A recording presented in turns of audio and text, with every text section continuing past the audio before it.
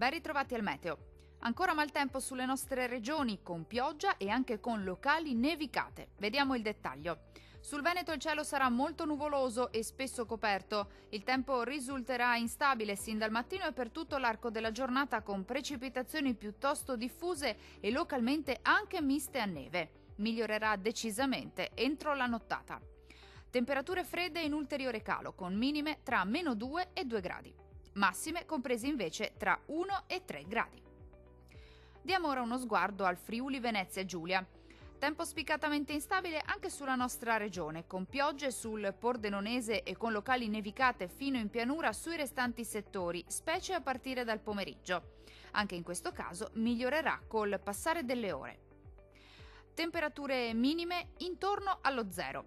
Valori massimi compresi invece tra 1 e 2 gradi circa.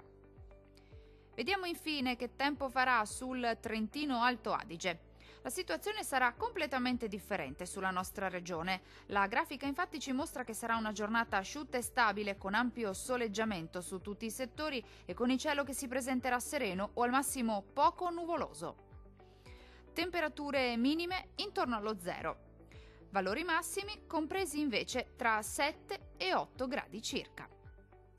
Dal meteo di Antenna 3 per ora è tutto. Arrivederci al prossimo aggiornamento.